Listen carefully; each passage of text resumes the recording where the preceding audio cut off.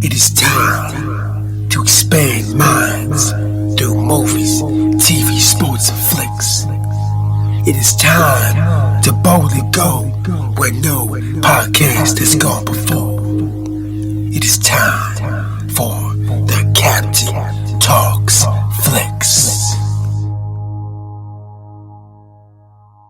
The Captain Talk Flicks. Welcome to the Captain Talks Flicks podcast. I'm your host, Captain Cortez, aka Mr. Love, and this is where we talk flicks. And ladies and gentlemen, just when you thought we were out, we were brought back in. We talk about the mob? No. I am talking about we went back to Langley. And we just left here a couple weeks ago. We're back. Why is that? Because the agency needs us. When they need you, you go, right? So let me get into that. First couple of things. I want to give a big shout out to Costa Rica. Got some plays in Costa Rica this past week. Gracias, gratitude, and Costa Rica. I saw in La Ecovilla. You guys got a house like $1 million. It's like in the middle, there wasn't see anything around it. I know there's a community around it, but it's probably like a lot of space in between the other people. But it looks like it's all by itself. It looks very cool. Or am I living there or staying there or doing something there? So very cool. So one of these days when I'm super rich, maybe I'll buy that crib. Find out. So anyways, listen, I appreciate it. And additionally, this episode is brought to you by the song called Dirty Soda. Why? Because this is the summer of the Dirty Soda. They're everywhere now. So it's online. I heard that the Dirty Soda originates in Utah. So this may or may not be true. So I lied. I don't know. Do what you want with that. But I will say this. The Dirty Soda is cool. I've been drinking them at restaurants. I've been having them at my own house. Me and Renee LA drinking some Dirty Sodas all day. They're phenomenal. We love them so much that some of the EIF artists did a song called Dirty Soda. I will put the link below so you can check that out. So thanks for listening. Appreciate that. Now, let's get on the podcast. Ladies and gentlemen, like I said, the agency needed us. So we went back. We're back to Langley. We did data analysis. We ran some knocks. We looked at data. We looked at every kind of int you can imagine. Ints I don't even know if exists anymore. We did all types of spy work. Actually, we didn't. Actually, I just watched a TV show on Paramount Plus. But I felt like I was there. So anyways, this week, I'm going to talk about the agency again, because it's back. Now, if you don't know, the agency is a spy show that is based on my favorite spy show of all time, called The Bureau, which is out of France. So after traversing the spy world of TV shows and movies, currently, The Bureau is my top show of all time when it comes to spy TV shows. And if you go to the community and ask other people in the community, they will say it's definitely a top 5 show. The Bureau is phenomenal. Now, the show The Agency is pretty good, but it's based on that. So I'm going to get into that. All right, so like I said, it's about the spy world, and guess what's happening right out the gates? Spoiler. If you don't want to be spoiled, don't listen. Right out the gates, in the show, first episode, season 2, we find out what's happening? There's a mole. Virtually every movie, every spy series eventually tackles the mole problem.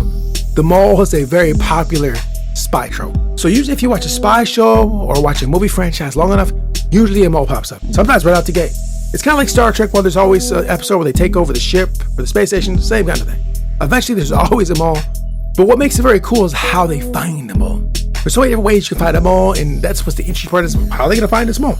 Even in the books, you read books, there's always a mole too, and how do they find them? And that's always the interesting part. Looks like a side plot is finding this mole, along with, the main character, Martian, trying to get access to his chick or make his chick safe or whatever's gonna happen there. Yeah, so I love that season. This season seems great.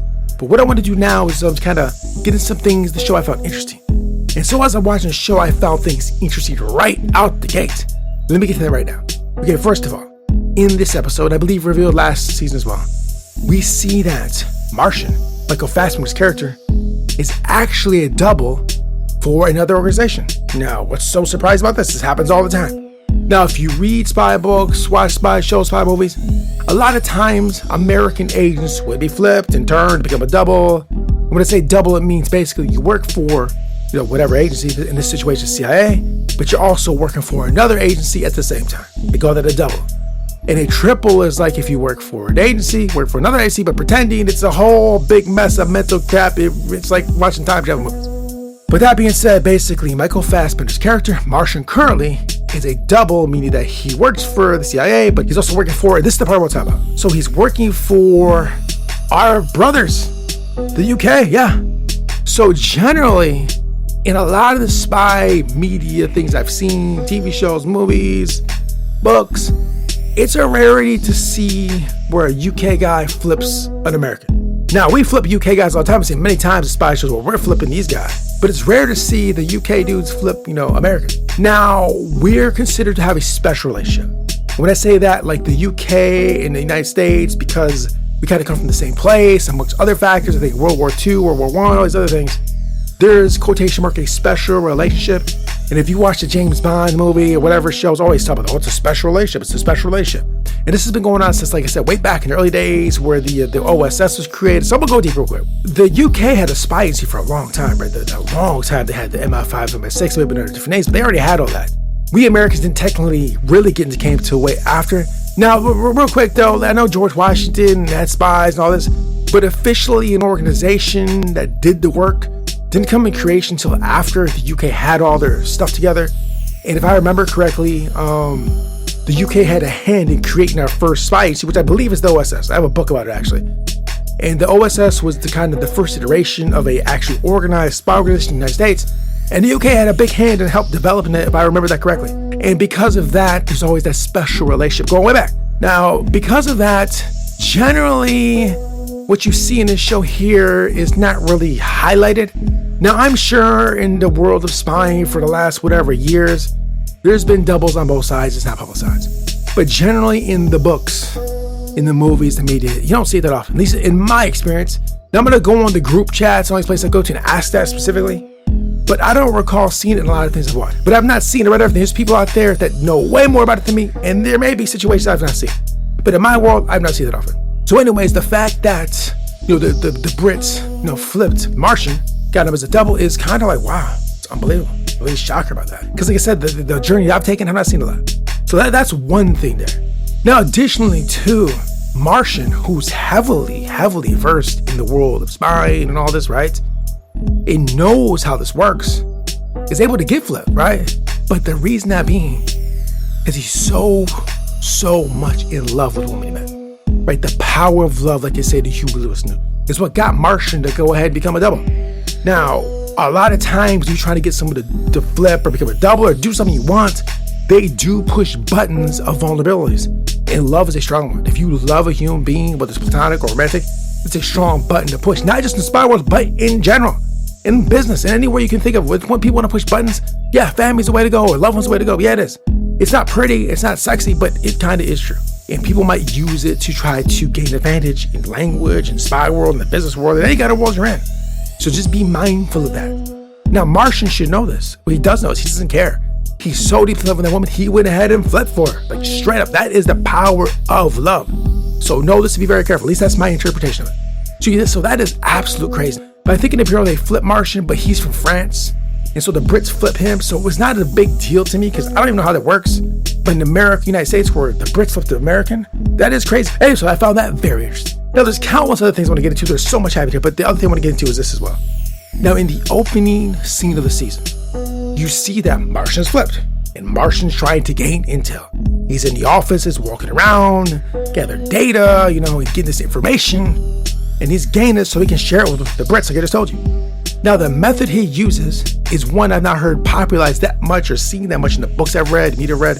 But there is one instance that I read recently that this happened. And this may be a regular thing. It's not publicized, but at least what I've read and heard, it doesn't happen that much. So what the Martian does in this episode is he don't write anything down. He doesn't record anything. It's all in his mind. He remembers everything and passes the information.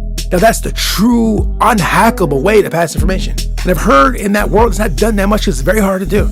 I mean, think of your mind, your brain. How much stuff can you remember for long periods of time? Like seriously, even for me, it's very hard. It's super hard for me actually.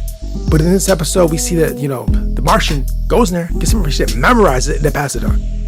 Now, like I said, in reality, I don't know if it happens this much, but there is one instance I read recently where this happens. Have you ever heard the name Anna Montez? She was an American, I believe, who ended up spying for Cuba, if I remember that correctly. And her method for getting the intel to the Cubans was on her mind. It was all in her brain, I guess. She'd run up into the DIA, which is the Defense Intelligence. I think that's correct. I maybe get the agency wrong. And she just memorized stuff that she see in like classified skiffs, if I remember that correctly, and just pass it on to Cubans. All her brain. Like it's so unhackable. Like, you cannot hack the brain, at least not yet. And so like that was her method, and they did use that in the show. But I've heard that's a pretty rare thing. At least the things I've heard about and read, it's not very common because people just can't do that. I mean, can you do that? So yeah, so it's interesting that they kind of use that Ana Montes method. And I guess Ana Montes was doing this for years and just never got caught because of that method, I guess. And I read a couple books on it. I can't remember how they caught her. It's been a while, but yeah, she ended up getting caught anyway. And to be clear, if you're a mole, eventually you get found out. There's just no way to consistently do that over time. So just never do it. Don't become a mole, bro. But yeah, so that's very interesting. And the fact that Martian, Michael Fassbender's character, can do that means his mental capacity is just super high level. And one additional thing too, you see a scene in there where he's super emotional, super whatever about his chick, walks into a meeting with the other CIA, top brass, and then like nothing happened. Perfectly poised, perfectly chill, perfectly business-like, like all the emotional stuff didn't ever happen. That is powerful emotional control. He has it. And a lot of those dudes in the agency, I believe, are able to operate like that. Mostly the operations officers, analysts, maybe not so much. But those operations officers, a lot of them can operate like that. But they can just turn and flip their mind. Like, that's amazing. I mean, they'd probably be good for real world, life business and just navigating life. I feel it would pay off. But anyways, this show is phenomenal. It's super, super good. So yeah, you should check this out. Watch the first season, watch the second season. And if you want to know more about the spy wars, a lot of online groups, a lot of books you can read, you may want to start with that Ana Montes book, because what he's doing, kind of what she did, it's a very interesting read. If you don't like spies, it's an interesting reading. I think she got caught like right around 9/11 because 9/11 had the effect. That was so crazy. So anyways, if you want to enter the wilderness of mirrors, the great game, start here. Not that bad. But I do think eventually you should make your way to the Bureau, because this is based in the Bureau, and to me, the Bureau is the best spy show ever made to date, in my opinion. It asks a lot of the people that agree with me. So yeah, we had to go back to the agency, back to Langley, bro. And I'm going there now. I gotta go do more paperwork. I gotta look some geospatial, maps, so I can look at, positions on the ground and see what's going on there, study topography and cartography and any kind of geography you can imagine. So I'm headed up there right now. I'll be back like next week. Not really. So anyways, thanks for listening. I appreciate you. And until next time, we'll see you. And ye shall know the truth, and the truth shall make you free. John 8:32. Till next time, it's Captain Peace. The Captain Talks.